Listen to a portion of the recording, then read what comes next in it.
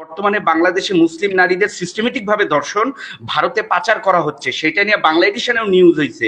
সেখান থেকে একটা দৃষ্টি ঘোরানোর এবং বাংলাদেশের নারী দিবসটাকে আন্তর্জাতিক অঙ্গনে ইউনূস সাহেবকে বিতর্কিত করা যে বাংলাদেশ একটা তালেবানি রাষ্ট্র, মৌলবাদী রাষ্ট্র, সেখানে নারীদের কোনো নিরাপত্তা নাই, ইউনূসকে ডেমোনাইজ করা, সেই অভিলক্ষে এই কাজগুলো করা হচ্ছে। এটা একটা সিস্টেমেটিক স্যাবোটাজ বা আনন্যাচারাল কোইন্সিডেন্স, যেটা ইন্ডিয়া এবং হিন্দুত্ববাদ এবং ফ্যাসিজমকে আপনার একটা সুবিধা দেবে। কালকে যে ঢাকা বিশ্ববিদ্যালয়ে যে এক আপুর মানহানিকর বক্তব্য দিছে, সেই লোকটা তো একটা লম্পট।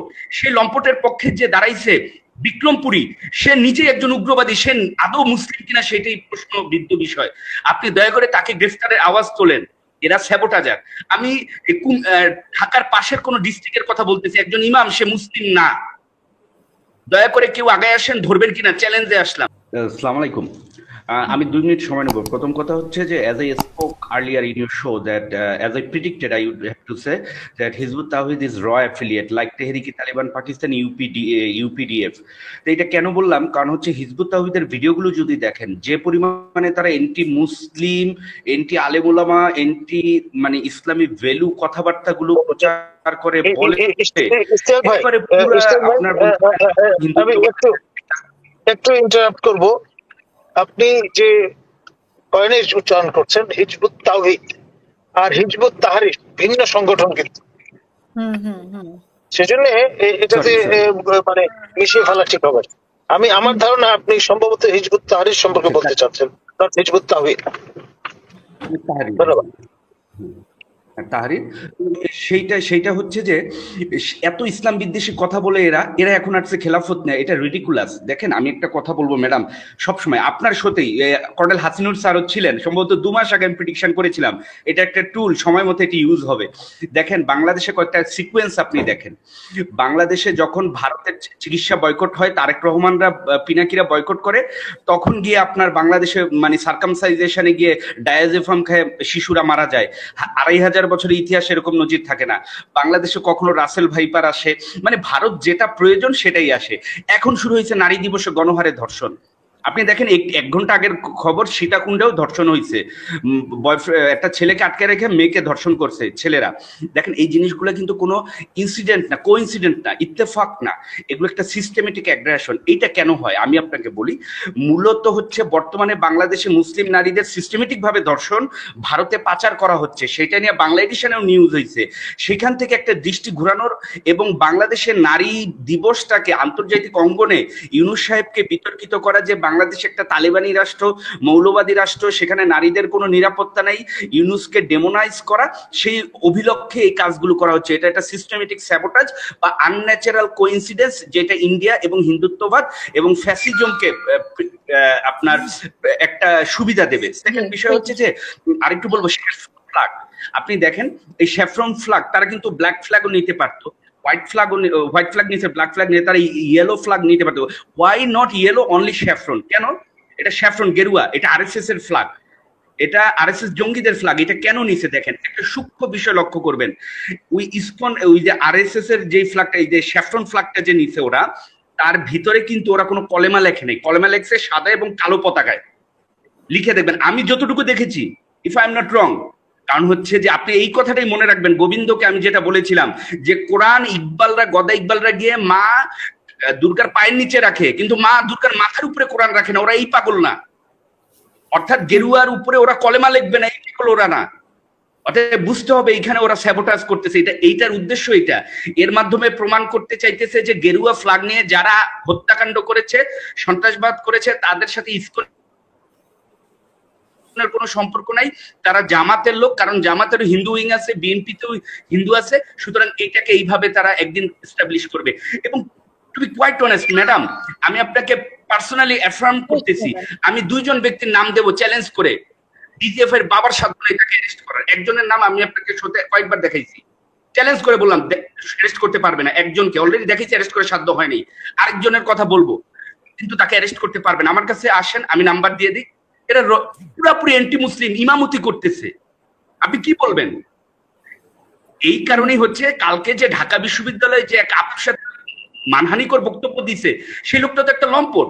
সেই লম্পটের পক্ষে যে দাঁড়াইছে বিক্রমপুরী, সে নিজে একজন উগ্রবাদী, সে আদৌ মুসলিম কিনা সেটাই প্রশ্নবিদ্ধ বিষয়।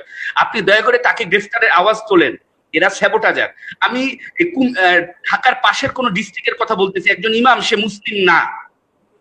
দয়া করে কেউ আগায় আসেন, ধরবেন কিনা, চ্যালেঞ্জে আসলাম। আসসালামু আলাইকুম। অসংখ্য ধন্যবাদ। আমাদের সাথে আছেন মোহাম্মদ হাফিজ, আপনার প্রশ্ন বা মতামত প্লিজ। আসসালামু আলাইকুম। জি বলেন। বীর প্রতীক হাসিনুর স্যারকে বিশেষ করে মানে কথাটা বলছি। স্যার বললেন যে হাদিস অনেকটা পড়ছেন, কিন্তু আসলে বিষয়টা অ্যাডজাস্টিং করতে পারছে না যে সত্য কোনটা বা সঠিক কোনটা। তো আমি স্যারকে একটা বিষয় খালি অনুরোধ করব যে স্যার দেখেন, 21 সালের পর থেকে 5 আগস্ট 24 সাল পর্যন্ত এন্টি হাসিনা যত মিডিয়া আছে, প্রতিটা মিডিয়ায়, ম্যাডাম আপনাকে সরি বলছি, কারণ আরো আমার অনেক মিডিয়া আছে যেখানে প্রতি রমজান মাসে দেখছি সংবাদ পরিবেশনের সময়, অনুষ্ঠান পরিচালনার সময় মাথায় অন্তত একটু হিসাবটা ব্যবহার করতো এই উদ্দেশ্যে যে আমরা 11 মাস পরে একটি মাস একটু রমজান মাস পেয়েছি। কিন্তু 5 আগস্টের পরে এই যে রমজান মাস, আমি সমস্ত মিডিয়ায় দেখলাম আমরা সেটার থেকে দূরে সরে গেছি। অর্থাৎ কেউ দাড়ি টুপি ব্যবহার করলো বা কোনো দলের নাম দিয়ে যে ইসলামকে ক্ষতি করলো বা সেই সঠিক ইসলাম, এটা আমাদের বোঝাটাও একটা মনে হয় ভুল হবে। কারণ দাড়ি টুপি স্যাম্পল এটাই ইসলাম না। যেহেতু আপনি বললেন যে হাদিস কোরআন অনেকটা রিসার্চ করছেন, তো আমি খালি বলবো ধর্মীয় জ্ঞান যেটুকু নিজে সঠিকভাবে বুঝতে পারবো এইটুকু যদি আমরা আমল করি তাহলে আমরা সঠিক পথটা পাইতে পারি। কারণ আল্লাহ রসুল 1400 থেকে 1500 বছর আগে ভবিষ্যৎবাণী করেই গেছেন যে এরকম ইসলামের নাম নিয়ে 73টা দল আসবে, 72টাই জাহান্নামী, একটা যাবে জান্নাতে। আসলে সেটা কোনটা সেটা আমরা নিজেরাও জানি না, তারপরেও আমরা সত্যটাই মনে করে সামনের দিকে এগোবো। তো স্যারকে অসংখ্য ধন্যবাদ, স্যার অনেক কথাই বললেন। তা আমি খালি বলবো যে আমরা যখন বিজয় পাই না স্যার, আমরা ইসলাম ইমান এগুলো ভুলে যাই, আর যখন কষ্টে থাকি তখন আমরা খুবই ক্ষুধাভক্ত হই, তখন আমরা বারবার আল্লাহ আল্লাহ করি। এটা আমাদের একটা নৈতিকতার অভাব। স্যার আসসালামু আলাইকুম। আসসালামু আলাইকুম। আমার কথা শোনা যায়? জি শুনতে পাচ্ছি। জি, আমার দুইটা প্রশ্ন। একটা প্রশ্ন হলো যে আপনার বাংলাদেশ কিন্তু সিরিয়ার আগে আপনার স্বৈরাচারের কাছ থেকে মুক্ত হয়েছে, হ্যাঁ, কিন্তু সেই সিরিয়াতে গত কয়েকদিনের ভিতরেই অলরেডি 126 জনের ফাঁসিও কার্যকর করছে এবং অলরেডি কন্টিনিউয়াস তারা শাস্তি দিয়ে যাচ্ছে। কিন্তু আমরা আজকে প্রায় 7-8 মাস চলতেছে, এখন পর্যন্ত একজনকে আমরা শাস্তির মুখোমুখি করতে পারলাম না। 1 নম্বর।